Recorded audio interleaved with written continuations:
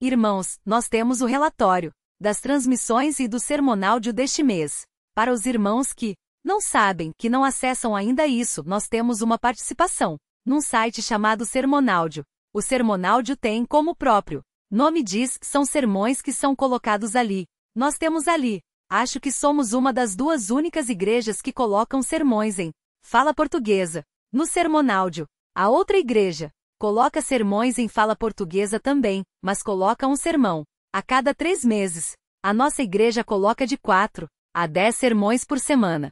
Então nós temos 881 sermões no Sermonáudio. Então se você pega trânsito para ir trabalhar e fica 1 hora parado ouvindo buzinadas, então acesse o Sermonáudio durante o trajeto e escute sermões durante esse tempo. Se você trabalha em casa ou em algum outro lugar, enfim, você pode trabalhar e ouvir sermões do Sermonáudio da nossa igreja, de todos os pregadores da nossa igreja. Não são só sermões meus. Se você não quer ouvir sermão meu, já enjoou dos meus sermões, então quer ouvir outro pregador, quer ouvir o pastor Pedro, quer ouvir o pastor Marco Samuel, quer ouvir o pastor Thomas, quer ouvir o Nicolas. Então, tem esses pregadores todos no Sermonáudio. Você acessa o site do Sermonáudio e acessa esses pregadores e você terá acesso a 881 sermões. E isso tem causado um impacto muito positivo. Recentemente eu soube de uma pessoa que estava trabalhando no Japão, no casco de um navio, no porão de um navio, no casco de um navio no Japão, ouvindo o Sermonáudio, um dos sermões da nossa igreja, e aceitou a Cristo lá no Japão, no porão de um navio, ouvindo um evangelho, uma mensagem que falava sobre João Russo. Eu nem sei que mensagem é essa, mas é uma dessas 881 mensagens. E aceitou a Cristo lá. Conhecia pessoas em Minas Gerais e disse para essas pessoas em Minas Gerais que aceitou a Cristo através disso, e essas pessoas me conheciam por acaso e me disseram: olha, sabia que tem uma pessoa lá no Japão e tudo mais? Esse é um caso que nós conhecemos, mas quantos outros têm sido alcançados pelo Sermonáudio? Nós não sabemos, só no céu saberemos. Nós tínhamos 80 a 80 e poucos países acessando o Sermonal de os nossos sermões. No mês que passou, no mês de dezembro, nós tivemos 2.682 downloads, ou seja, quase 3.000 pessoas baixaram os sermões em dispositivos móveis e em computadores. E neste mês, nós tivemos alguns países estreantes. E os países estreantes neste mês foram Líbia. Tem alguém na Líbia ouvindo os sermões da gente? Vai morrer lá. A Grécia, República Tcheca e Guatemala. E com isso nós alcançamos 93 países ouvindo os sermões das nossas pequenas igrejas. Na transmissão do culto ao vivo, nós temos tido uma média de 96 aparelhos ligados por culto. Isso em vários lugares do mundo. Os países que mais acessam o culto ao vivo são Brasil, Estados Unidos, Reino Unido, Canadá, Holanda, Chile e Itália. São os países que acessam. Então, tem pessoas desses países todos e outros nos assistindo agora. É interessante isso. Às vezes, acontece dessas pessoas ligarem para mim depois do culto. Telefona: o pastor tem uma dúvida do sermão. Mas quem é você? Ah, eu estou ligando do Japão. O que você está fazendo nessa hora acordado? Não, aqui é de manhã já. Acordou cedo para ouvir o sermão da igreja. É muito interessante ver o que está acontecendo. Nós só queremos destacar isso para que os irmãos divulguem isso. Usem isso, essa ferramenta, divulguem para outras pessoas também. Só Deus sabe as maravilhas que Ele pode realizar através desse ministério, que tem sido realizado por alguns irmãos aqui da igreja. E uma palavrinha para aqueles que assistem o culto ao vivo em casa. Vocês que estão assistindo o culto ao vivo em casa agora, não é para ficar em casa e não ir na igreja. Não é para fazer isso. Senão a gente vai parar de transmitir. Você tem que ir à igreja. Aí se você disser assim, mas eu não tenho como ir na igreja porque não tem igreja aqui onde eu moro.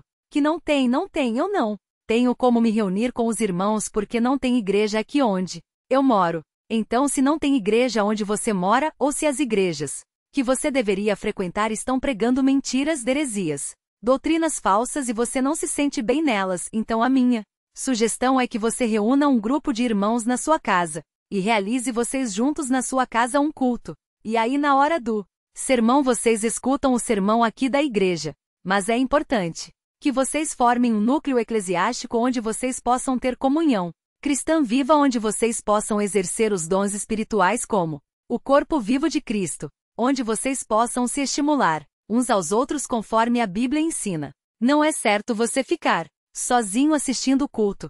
É preciso que você participe de uma comunidade de fé. E se essa comunidade não existe próximo da sua casa, então forme você uma. E aí participe dos cultos ao vivo junto com essa comunidade de fé. E no finalzinho, compre umas bolachinhas, faz um cafezinho, no final termina com uma refeiçãozinha, todo mundo junto aí. Vai ser bem mais legal do que você só escutar o culto ao vivo e depois ir dormir. Então, procure suprir isso para que você participe da comunhão de uma comunidade de fé de irmãos em Cristo. Deus abençoe vocês aí onde vocês estiverem e que o culto desta noite seja um veículo de bênção para vocês também. Nós não nos conhecemos, mas nos conheceremos um dia.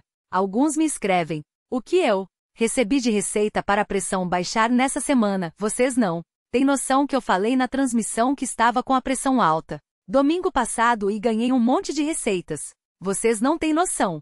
Se alguém tiver com pressão alta e quiser abaixar, fala pra mim, que eu conheço todas as receitas já do mundo inteiro, receitas para a pressão ficar mais baixa. Mas agradeço vocês pelo carinho de vocês, que Deus abençoe vocês, continue a lhes falar ao coração. Irmãos, eu comecei a pregar esse sermão na semana passada, Mateus 26, 57 a 68. Esse trecho é bastante conhecido e eu disse aos irmãos que existe um cenário aqui, é um cenário que é emoldurado por momentos bastante tensos. Vocês veem que esse ponto de Jesus perante o Sinédrio é um ponto alto na narrativa de Mateus 26. É o ponto crucial, é o ponto mais pesado do capítulo 26 de Mateus, e ele se torna ainda mais nítido esse peso, essa carga emocional que aflora do texto de Jesus perante o Sinédrio. Porque ele é emoldurado, nós dissemos, ele é emoldurado por dois relatos, o relato da traição e o relato da negação.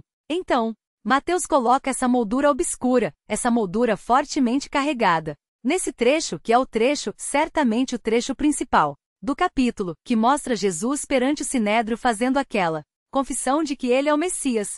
Então, esse cenário é um cenário forte, é central aqui no texto, e nós vimos que os personagens que atuam nesse cenário no desenvolver dessa história que é narrada aqui no trecho que nós lemos na hora que lemos o texto base, Mateus 26, de 57 a 68, os personagens são dispostos e funcionam de tal maneira que eles são instados a oferecer respostas. E nós vimos aqui 3 respostas que aparecem no texto. Nós vimos as respostas das testemunhas falsas. Nós vimos na semana passada que o texto apresenta isso. As respostas das testemunhas falsas. E essas respostas das testemunhas falsas estão substanciadas nos versículos 57 a 61. Os irmãos que vieram na semana passada se lembram disso. Os versículos 57 a 61 tratam das respostas das testemunhas falsas. E nós vimos como elas funcionaram. Nós vimos como Mateus narrou isso. E eu preguei sobre esse ponto na semana passada. Foi o único ponto que eu preguei porque não daria tempo de pregar o sermão todo. Não dá tempo de pregar um trecho desse, é muito comprido. Não dá tempo de pregar num dia só. Se nós pertencêssemos ao grupo de puritanos do século XVI, do século XVII, aí sim o sermão durava 2 horas, 3 horas, 4 horas, 5 horas, 6 horas. Mas se eu fizer isso, eu perco o emprego aqui na igreja, então não posso pregar 6 horas. Aqui na igreja, eu prego 1 hora e pouquinho. E algumas pessoas já ficam assustadas. Como é que pode o seu pastor pregar 1 hora e pouco? Dizem que não é bom isso. Dizem que um sermão tem que durar 40 minutos, no máximo. Os irmãos concordam com isso? Ainda bem, porque hoje eu vou pregar bastante, tô brincando. Não vou pregar bastante. Mas os meus sermões nunca são de 40 minutos, né? Sempre são um pouquinho maiores. Mas não daria para pregar tudo. A segunda resposta presente aqui, é a resposta do Filho de Deus. A primeira resposta, a resposta das testemunhas falsas, de 57 a 61. A segunda resposta, a resposta do Filho de Deus, nos versículos 62 a 64. Esse é o trecho que trata das respostas ou da resposta do Filho de Deus. Na realidade, são 2 respostas que o Filho de Deus dá. E nós poderemos ver isso nesses versículos 62 e 64. E por fim, nós temos nos versículos 65 a 68 as respostas das autoridades perversas. E aí termina o sermão. As respostas das autoridades perversas. Então, hoje, na semana passada, nós vimos as respostas das testemunhas falsas, e hoje nós veremos as respostas do Filho de Deus. Não vai dar tempo de ver até o final. Não vai dar tempo. Eu não consigo pregar mais de 4 versículos 4 versículos por sermão, não tem jeito. Nós devem me acompanhar. Então, nós estamos, no ponto 2 dessa mensagem. É o ponto 2, então. Já falamos das respostas das testemunhas falsas. Quem quiser ouvir essa parte do sermão tem que acessar o Sermonáudio ou o site da igreja. Aí você tem esse sermão, a primeira parte do sermão. E hoje então vamos para o ponto 2. Então é um sermão em 3 partes. O ponto 2 é as respostas do Filho de Deus, neste cenário pesado que é Jesus, perante o Sinédrio. Esse cenário é moldurado pela narrativa da traição, que nós estudamos também por alguns domingos, e pela narrativa da negação de Pedro, que ainda vamos estudar em breve. Mas acompanhem então comigo os versículos que tratam da resposta do Filho de Deus ou das respostas do Filho de Deus. Observem com atenção o texto. Veja aí, ele começa no versículo 62. Acompanhe aí na sua Bíblia. O versículo 62. Nós vimos que Jesus está debaixo de um ataque de testemunhas falsas e então, o sumo sacerdote no versículo 62, o sumo sacerdote Caifás. Já estudamos esse personagem, já o apresentamos, irmãos, já sabem quem ele é, conhecem o perfil do caráter desse homem, a sua malignidade e o seu empenho constante sempre nos evangelhos para matar Jesus. Ele sempre aparece querendo matar Jesus ou agindo de modo que provoque a sua morte, e nós vemos ele aqui, o sumo sacerdote Caifás. Ele se levanta e o texto diz: e perguntou-lhe, nada respondes ao que estes depõem contra ti? O que esse homem está fazendo? Na sua maldade, na sua astúcia, no seu desejo de incriminar Jesus, ele quer que o Senhor diga alguma coisa. E por que ele quer que o Senhor diga alguma coisa? Porque qualquer coisa que o Senhor disser, ele poderá desvirtuar e usar para atacar. Sendo um homem do tipo que ele é isso que ele quer. Jesus guardar silêncio. Não é bom para ele. Ele quer que Jesus responda. Porque Jesus respondendo qualquer coisa que ele diga, isso será usado contra o Senhor, porque este homem vai desvirtuar o sentido do que ele fala, vai de alguma forma usar as suas palavras para atacá-lo. O objetivo desse tribunal não é descobrir a verdade. Nós aprendemos que na filosofia do direito, que o alvo de um juiz ou que o alvo de juízes, enquanto estão diante de uma causa para julgá-la, é a busca da verdade, que é chamada em direito de a verdade real. É até curioso isso, essa expressão, a busca da verdade real. Nós diríamos, no dito popular, a verdade verdadeira. Nós temos que encontrar a verdade verdadeira. Essa é a intenção de um juiz honesto, de um juiz justo. Mas não é isso que nós encontramos aqui nesse tribunal. Esse grupo reunido para julgar não está na busca da verdade real. Esse grupo quer matar o réu. O alvo desse grupo, especialmente do sumo sacerdote Caifás, é matar aquele que está preso e sendo julgado e questionado e acusado diante deles. Esse é o objetivo deles, é matar, e vão conseguir isso. Tanto que, quando Jesus finalmente abre a boca e diz alguma coisa, imediatamente o sumo sacerdote se aproveita disso para acusá-lo de um crime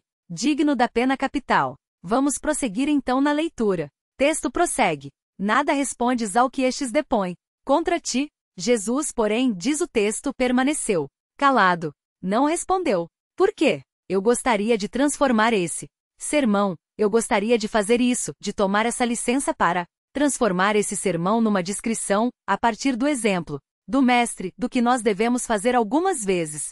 Como nós devemos agir algumas vezes, debaixo de acusações falsas, debaixo da inimizade dos ataques dos inimigos da fé. Como nós devemos nos comportar algumas vezes diante disso. Eu não quero só descrever para os irmãos com cores um pouco mais vivas e destacando alguns detalhes que muitas vezes nos escapam quando nós lemos, e até a própria tradução faz o texto original perder algumas cores. Eu não quero só ressaltar essas cores, nem destacar essas cores que se perdem numa leitura superficial e simplesmente narrar o episódio, acrescentando a ele algumas informações adicionais. Eu gostaria que esse episódio que estamos estudando, esse trechinho que trata das respostas do Filho de Deus, seja uma fonte de modelos para nós. Modelos em que sentido? Modelos para os momentos em que nós, como crentes, estamos debaixo ou sofremos injustiças, ataques, acusações, o rancor, o ódio, o desprezo daqueles que nos odeiam, daqueles que odeiam a nossa fé, daqueles que odeiam o nosso Salvador. Como nós devemos agir diante dessas pessoas? Nós temos aqui, nesse pequeno trecho, nós temos aqui informações sobre isso. Como nós podemos nos comportar nessas situações? É claro, é muito provavelmente. Mateus não tem como objetivo criar isso. Ele está narrando a história. Ele está mostrando como o Filho de Deus agiu diante dessas situações e ele quer provar que ele é o Filho de Deus ao agir desse modo, conforme nós veremos daqui a pouquinho. Mas eu quero estender um pouquinho o objetivo de Mateus. Eu quero que os irmãos vejam o texto e observem no texto como o Senhor se comportava, e extrair desse modelo exatamente isso, um modelo para nós. Vejam, quando o evangelista diz, no comecinho do versículo 63, Jesus, porém, permaneceu calado. Existe uma meta apologética aqui. O que é uma meta apologética? O que é um alvo apologético? Mateus quer defender algo acerca de Jesus aqui. Ele quer evocar a ideia de que Jesus de fato é o Messias prometido. Mas como? Como essa expressão? Jesus, porém, permaneceu calado. Como essa expressão pode encerrar uma defesa da messianidade de Jesus? Como? Como essa expressão?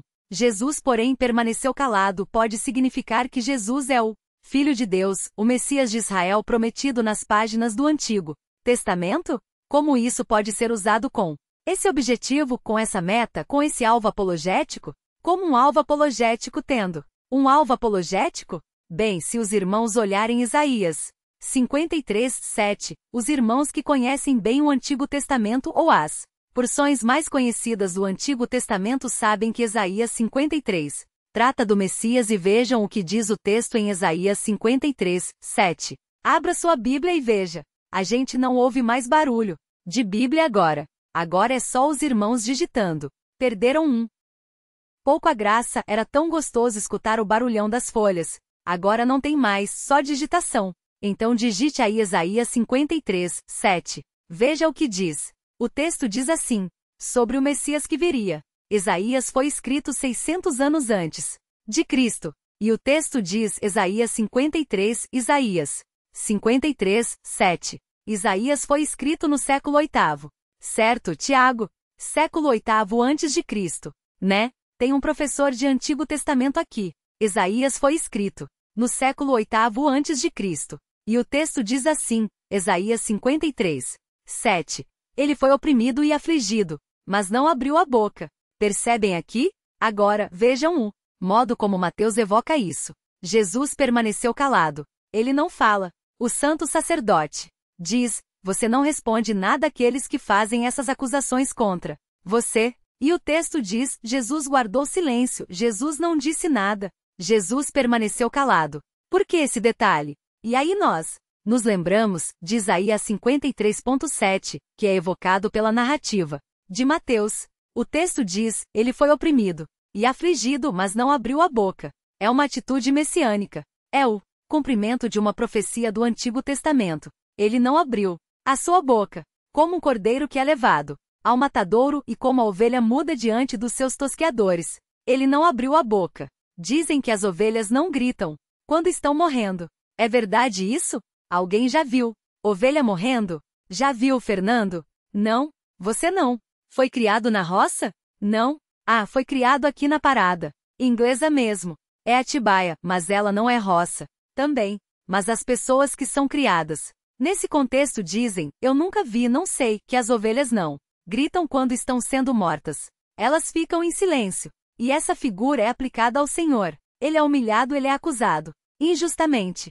Depois nós vemos a própria narrativa da paixão, que é sangrenta e ele não abre a sua boca. É uma ovelha muda diante dos seus tosqueadores. Então, queridos, essa pequena frase que aparece no versículo 63, Jesus, porém, permaneceu calado. Essa pequena frase tem uma forte conotação, um forte apelo apologético. Mateus está dizendo, estão vendo? Estão vendo o que está acontecendo aqui? Esse Jesus diante do Sinédrio Naquela noite, esse Jesus é o cumprimento da profecia de Isaías 53. Ele não abre a sua boca. Mas qual é o sentido desse silêncio? O que significa ficar quieto? Quando se sofre alguma injustiça ou alguma acusação? O silêncio pode significar muitas coisas, não pode? O marido fala alguma coisa que a esposa não gosta. Ela fala assim: não vou nem responder. Qual é o sentido desse silêncio? Da esposa? Esse silêncio pode ser um protesto. Ela fala: isso que acabei de escutar não merece nem resposta.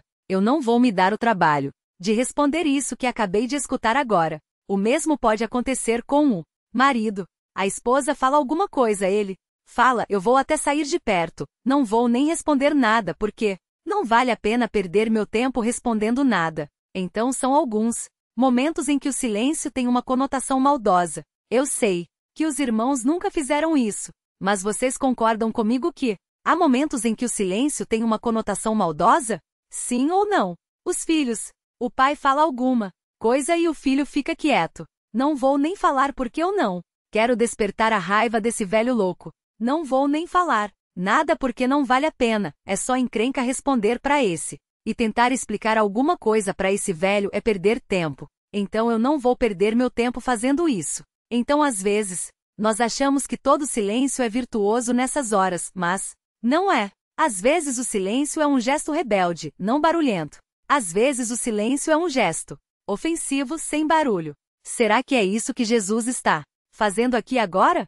Será que o que ele está dizendo é o seguinte: olha, vocês, eu não vou nem perder meu tempo respondendo para vocês. Vocês são tão fracos e têm um entendimento tão pequeno, uma visão tão limitada das coisas, que eu não vou perder meu tempo tentando explicar que vocês não vão entender nada. Será que é isso que o Senhor está fazendo? Será que é uma atitude de rebelião, de revolta, um protesto silencioso? Tudo indica que não. Além do Senhor estar cumprindo aqui a profecia de Isaías 53.7, existe nesse silêncio de Jesus o enunciar, o revelar de uma postura presente no Antigo Testamento que é própria do homem justo que confia na atuação de Deus e na soberania de Deus. Deixa eu explicar isso melhor. No Antigo Testamento, nós vamos ver aqui duas passagens pelo menos.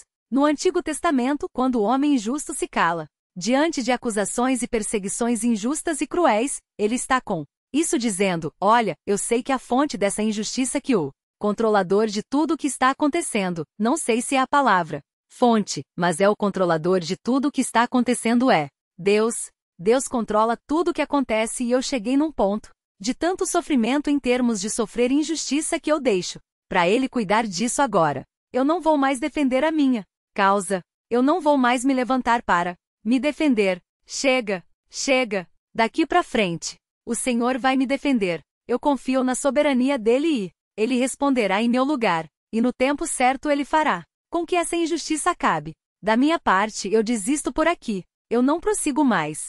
Eu não vou mais me levantar para responder e para me defender. Tudo agora está nas mãos de Deus. Essa é a postura do homem justo. Em alguns momentos do Antigo Testamento. Vamos ver bem depressa. Irmãos, o texto do Salmo 38. Veja esse salmo.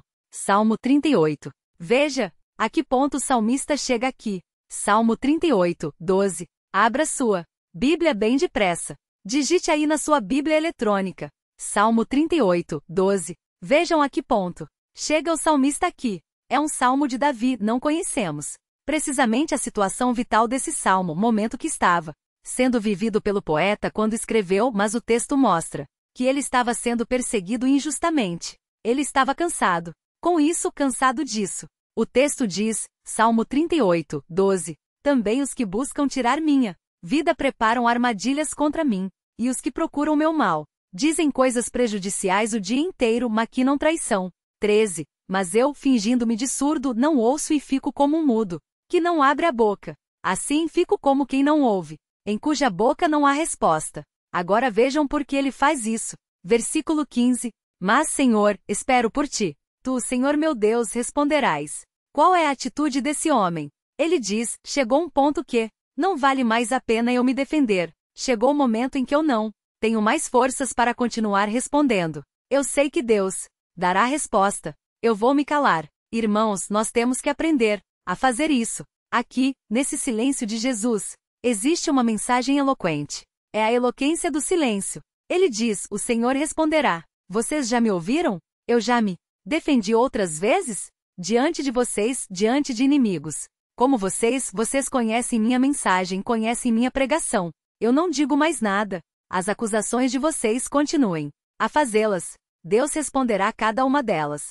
No momento certo. O meu momento de falar acabou. Eu não falo mais.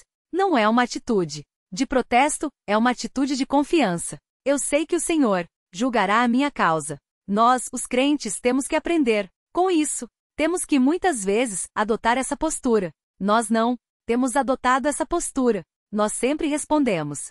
Sempre. Outro dia, um crente falou pra mim, bateu, levou. Um crente falou isso pra mim?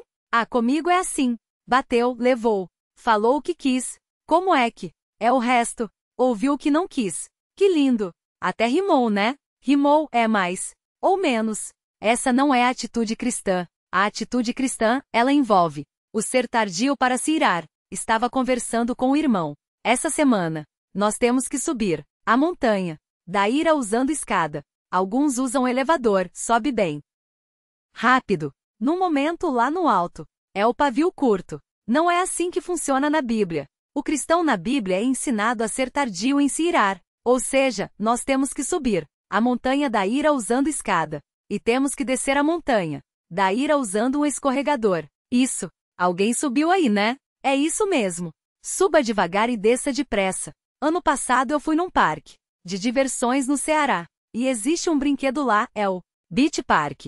Existe um brinquedo que você sobe lá no alto, lá em cima, demora para chegar. E lá em cima, você entra numa cápsula. E a cápsula fecha. Você fica lá dentro, fechado. Aí começa a fazer o barulho de um coração. Tum, tum, tum, tum. Aí começa uma contagem regressiva. 3, 2, 1. Quando chega no 0, o chão embaixo de você abre e você cai lá de cima. E vai escorregando e cai numa piscina lá. Eu fui umas 3 vezes lá. Nunca mais fui o mesmo. Estão vendo aí? Meu coração até hoje, nunca mais. Me recuperei disso aí.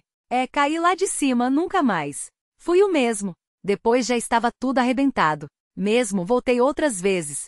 Mas assim deve ser o crente. No lidar com a ira. Ele deve subir devagarinho as escadas. Até chegar no topo. Às vezes, chega no topo. Mas ele não pode ficar no topo. Tem que descer depressa. Assim deve ser o crente no lidar com a ira. Mas muitas vezes, a resposta do crente à perseguição, à injúria, aos ataques injustos, deve ser de tal forma que emite o Senhor, quando nós percebemos que o tempo de falar, o tempo de responder, o tempo de se defender, passou. E é inútil, é perder tempo, é piorar a situação. O melhor então é fazer o quê? É ter essa confiança do homem do Antigo Testamento que diz: Senhor, eu não respondo, o Senhor responderá. O Senhor controla a história, o Senhor controla a nossa vida, eu não vou mais responder. Chegou um momento nessa situação, em relação a esse indivíduo que eu vejo que não vale a pena prosseguir na minha defesa. Vejam essa mesma postura no livro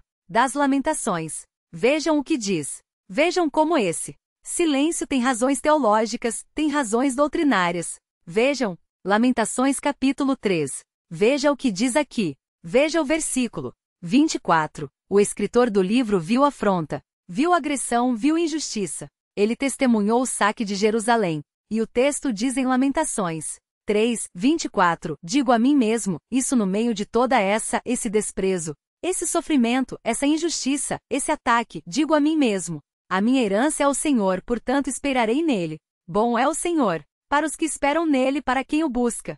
Bom é ter esperança e aguardar tranquilo a salvação do Senhor. Bom é para o homem suportar o jugo na sua mocidade. Vejam o 28. Que se assente sozinho e fique em silêncio e fique calado, porque Deus o pôr sobre ele. Essa é a razão do silêncio. Eu reconheço. Deus colocou esse jugo sobre mim. Eu vou ficar em silêncio porque ele tirará esse jugo a seu tempo. Versículo 29. Que põe a sua boca no chão. É um gesto de humilhação. De auto-humilhação. Talvez ainda haja esperança. Ofereça o seu rosto a quem quiser feri-lo. Suporte a desonra, tudo em silêncio, sem responder. Por quê? Pois o Senhor não rejeitará para sempre, embora entristeça alguém, terá compaixão. Segundo a grandeza da sua misericórdia, porque não lhe agrada afligir, nem entristecer os filhos dos homens. O silêncio tem uma causa. Eu sei que o Senhor está controlando isso e que isso vai passar. Texto de Pedro em 1 de Pedro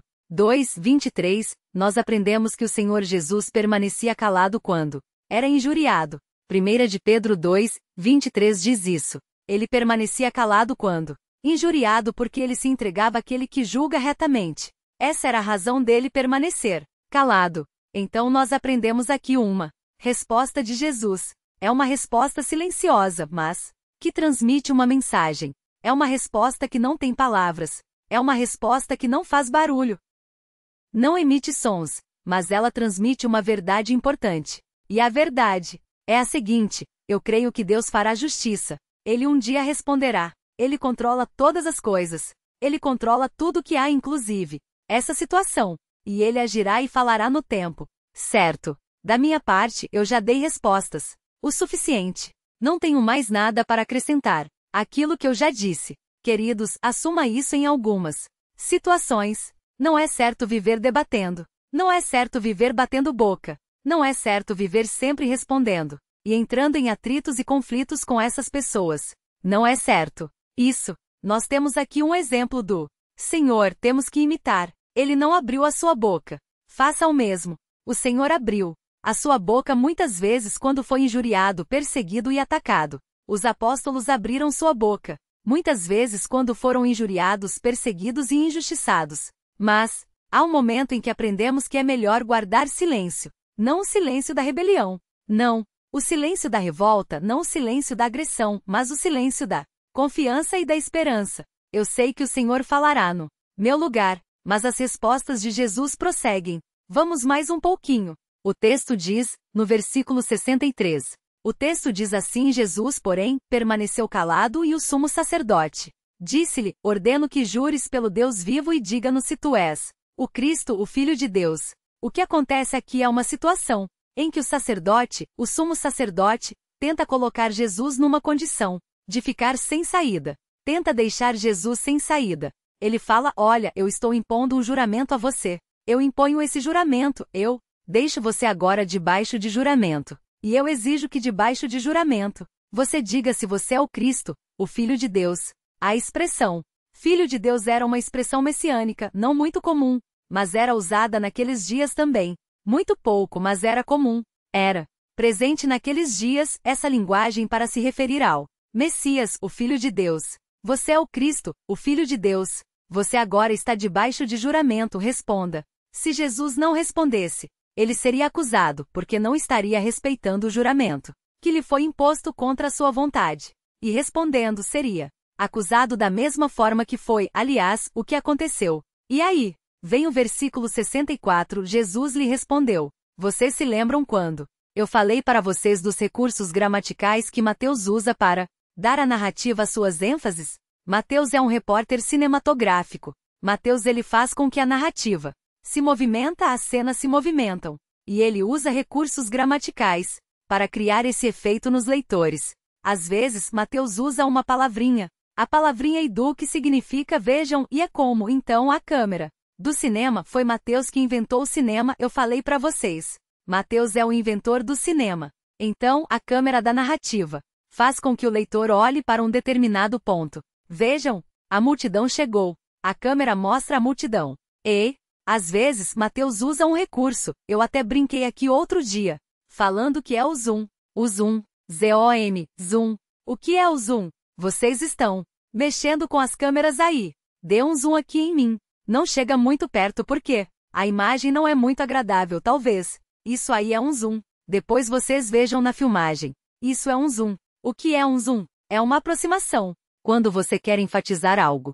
Como Mateus na narrativa, ele faz o zoom. E quando o zoom é usado? Quando vocês estão assistindo filmes, quando o zoom é usado? O zoom é usado quando eu quero enfatizar alguma coisa, não é? Tem alguém falando e essa pessoa que está falando começa a chorar. O que acontece então? A câmera vai chegando perto e mostra as lágrimas da pessoa. O zoom serve para isso, para chamar a atenção para um detalhe. E Mateus foi o inventor do zoom.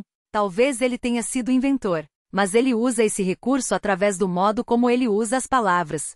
Por quê? Porque até esse momento Mateus está usando um tempo verbal no grego que nós não temos em português, que é o auristo. E a narrativa está sendo no passado. Jesus permaneceu calado, o sumo sacerdote falou, mas agora, quando nós chegamos no versículo 64, Mateus não usa mais o auristo, que seria o nosso tempo passado.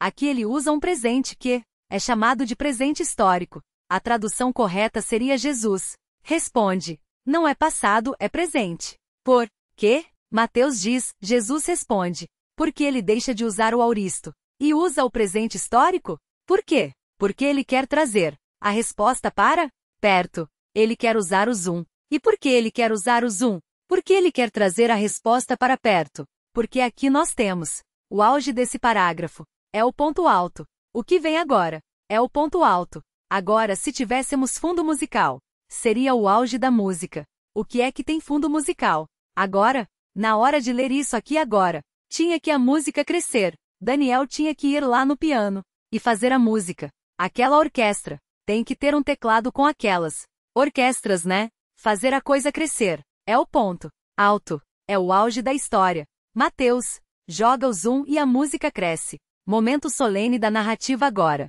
É o presente histórico trazendo para nós, para perto de nós, a resposta, para que nós ouçamos o que ele vai dizer agora. Vamos ouvir. Texto diz, Jesus responde, tu o dizes. O que significa isso? Alguns pensam assim. Quando Jesus disse tu o dizes, ele estava lavando as mãos. Tipo assim, quem está falando? Isso é você. Eu não falei nada. Quem falou foi você. Mas não. É esse o sentido disso. Quando ele diz tu dizes, ele está dizendo, é isso mesmo, é isso que você falou. Ele usou a mesma expressão com Judas no versículo 25. Judas falou, sou eu Senhor, ele falou, tu dizes, é isso mesmo, é você. Essa expressão, tu dizes, significa isso, é exatamente o que você falou.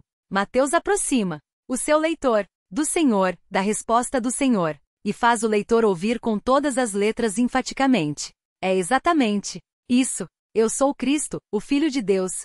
E essa confissão, essas palavras, tu dizes, são colocadas em Mateus com todas as cores, com um negrito, com maiúsculas, ele quer enfatizar essa resposta. Jesus é o Filho de Deus. Ele está dizendo isso. Mas notem, a sua resposta prossegue. Na sequência da resposta você diz, você vê contudo, Jesus diz contudo. Por que ele diz contudo? Porque há um contraste aqui. Que contraste? O contraste é o seguinte, ele diz assim, de fato, você diz isso, que eu sou o Filho de Deus. Tu dizes, agora tem algo que eu vou dizer. Sim, você disse algo, e é isso mesmo. Mas agora daí o contraste. Existe algo que eu vou dizer, que você não disse. Existe algo que você não disse, e que agora eu vou dizer. Prestem atenção no que ele diz agora. E o que ele diz agora é importante, porque afeta diretamente os seus oponentes. Ele diz duas coisas.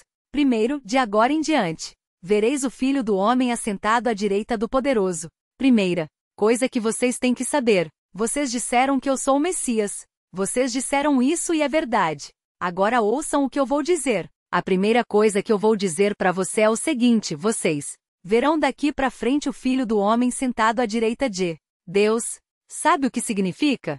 Que esse poder de vocês, essa autoridade de vocês, essa posição de vocês, isso tudo vai mudar. Eu aqui estou como réu, eu aqui estou humilhado, eu aqui estou sendo desprezado e injustiçado. Eu aqui estou sofrendo nas mãos de vocês. Mas lembrem-se de uma coisa, essa situação vai se inverter. Vocês verão o Messias que vocês disseram que eu sou. Vocês verão o Messias. Ele sim, sentado à direita de Deus. E ele julgará vocês. Essa situação não vai ficar assim. Essa situação vai se inverter. Haverá mudança total. Não pensem que este é o fim da história, porque este não é o fim da história. Vocês verão daqui para frente. Eu que estou sendo humilhado, ser exaltado, e vocês que se exaltam e se colocam como juízes, vocês sendo humilhados. O Senhor Jesus, quando diz isso, quando diz essas palavras, no versículo 64, dizendo vocês verão o Filho do Homem assentado à direita do Poderoso, ele está trazendo para a memória dos seus ouvintes o Salmo 110. Quem sabe o que diz o Salmo 110? Vocês se lembram? O que diz o Salmo 110, 1? Assenta-te. Vocês se lembram? Não estão lendo a Bíblia durante a semana? Não estão lendo a Bíblia durante a semana? Assenta-te à minha direita. Quando Jesus disse: vocês verão o Filho do Homem sentado à direita de Deus, ele estava trazendo a cabeça do sumo sacerdote e das demais autoridades este salmo. Assenta-te à minha direita. Mas, como termina o versículo? Como termina o versículo? Assenta-te à minha direita, até que eu ponha os teus inimigos por estrado dos teus pés. Sim, é isso mesmo. Eu sou o Messias. Você disse isso, mas eu vou dizer uma coisa que você não disse. Daqui pra frente, as coisas vão mudar. Hoje vocês estão num trono, eu estarei hoje. Vocês estão sentados com poder? Vocês não sabem o que é poder. Vocês verão o Filho do Homem sentado ao lado do Todo-Poderoso. Lembram desse salmo? Lembram do que o salmo diz? Isso acontecerá. Isso está acontecendo. Isso está prestes a acontecer. E o Senhor esmagará vocês debaixo dos meus pés. Há algo ameaçador nessa resposta de Jesus. Mas ele prossegue, ele não diz só isso, ele vai além. Ele diz o seguinte no versículo 64, na parte final: vocês verão o Filho do Homem assentado à direita do Poderoso. E mais, ele diz, vindo sobre as nuvens do céu. Aqui ele já não fala do Salmo 110. Aqui ele fala de Daniel. Daniel no capítulo 7. Vejam o que diz o texto. Daniel 7, 13 e 14. Daniel 7, 13 e 14. Veja o que diz Daniel 7, 13. Esse eu quero ler com os irmãos. Veja o que diz. Jesus trouxe à lembrança dos seus oponentes o Salmo 110, 1. E Daniel 7, 13 e 14. Vejam o que diz. Eu estava olhando nas minhas visões noturnas e vi que alguém parecido com o Filho do Homem, a expressão que Jesus usa, vinha nas nuvens do céu. É exatamente o que Jesus fala. Ele traz a lembrança dos seus oponentes, o livro de Daniel, no capítulo 7. Mas vejam a sequência. Ele se dirigiu ao ancião bem idoso e a ele foi levado 14, e foi-lhe dado domínio e glória e um reino para que todos os povos, nações e línguas o servissem. O seu domínio é um domínio eterno, que não passará, e o seu reino é tal que não será destruído. Porque Jesus trouxe à memória deles essa passagem? Porque Jesus queria lhes dizer o seguinte: vocês pensam que governam? Vocês pensam que por serem líderes políticos desse país, essa situação é uma situação definitiva? O poder de vocês é ilusório e passageiro. O Filho do Homem um dia terá o governo sobre toda a terra. Vocês verão ele descendo dos céus, como diz Daniel, e a ele será dado domínio sobre todas as nações do globo. Todas. Vocês verão isso. Eu sou Cristo, sim. Vocês disseram isso. Mas algo que vocês não disseram é que eu vou dizer. Um dia, os papéis estarão invertidos. Eu estarei sentado num trono, julgando vocês e esmagando vocês debaixo dos meus pés. E eu estarei governando e não vocês. Essa é a resposta do Senhor. Vocês viram qual foi a reação do sumo sacerdote? Rasgou suas vestes. Irado. Nós aprendemos e veremos isso no próximo sermão. Mas a resposta do Senhor é uma resposta que aponta para os inimigos e diz: e veja. Meu Deus, que resposta é essa? É a resposta que temos que dar. Também, muitas vezes chegamos num ponto em que temos que nos calar, não dizer mais nada, mas mesmo assim nossos inimigos crescem, se levantam, nos obrigam a uma resposta. Então, mais uma vez temos que imitar o nosso Senhor e dizer: vocês agora me humilham, me desprezam, me julgam e riem de mim. Mas isso vai passar. As coisas vão se inverter. Espere e veja. A vida é tão curta, vocês se sentam nos seus tronos e zombam de nós. Vocês acham que esse trono de zombaria, de perseguição e de oposição em que vocês sentam é um trono perene? Esse trono é uma sombra. É um trono passageiro. É um trono que não vai perdurar. Mas vocês um dia estarão diante do trono verdadeiro, do Rei verdadeiro. Vocês estarão diante desse trono. Um dia. Sim, estarão. Esperem. E vejam, não vai demorar muito. Vocês verão aquele de quem vocês riem, sentado no seu trono, julgando vocês. Hoje vocês o julgam e balançam a cabeça quando ouvem falar dele. Naquele dia ele os julgará e balançará a cabeça quando olhar para vocês e os desprezará e os humilhará e os destruirá. Esperem e vejam.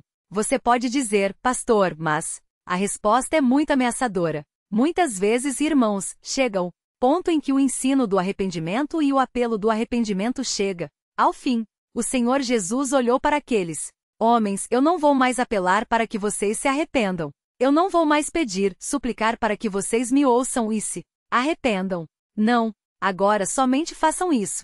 Esperem. E vejam, essas são as respostas do Filho de Deus. Nós temos que aprender com elas. Deus tem que nos dar sabedoria para saber o tempo certo de usá-las. Deus tem que nos dar sabedoria para que saibamos o tempo certo de parar de falar. Deus tem que nos dar sabedoria para que saibamos o tempo certo de dizer, esperem agora e vejam. Deus tem que nos dar discernimento para saber com que tipo de oponentes estamos lidando. Quando chega o tempo de não estarmos mais pelo arrependimento, mas dizermos, esperem agora, não há mais nada a dizer, não há mais nada a acrescentar. Simplesmente esperem agora e vejam.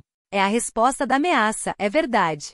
Mas é também a resposta da nossa esperança. Vamos orar. Senhor Deus, obrigado por esse texto, pelo ensino de Jesus que emana dele. Obrigado porque nesse texto nós vemos o Senhor lidando com seus oponentes e lhes dando respostas. A resposta do seu silêncio, a resposta que aponta para uma mudança total na situação.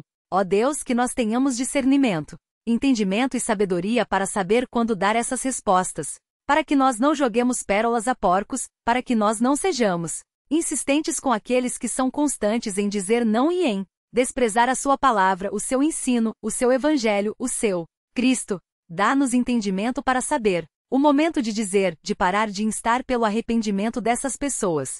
Ensina-nos a saber quando parar de falar e quando dizer essas coisas que aprendemos. Pedimos isso e pedimos por aqueles inimigos que porventura nos ouvem para que diante dessas coisas, o seu coração seja tangido por temor, e eles se voltem para o Senhor arrependidos e se curvem diante dos pés do Filho, do homem que reina e reinará sobre as nações. Em nome dele, aqui pedimos, amém.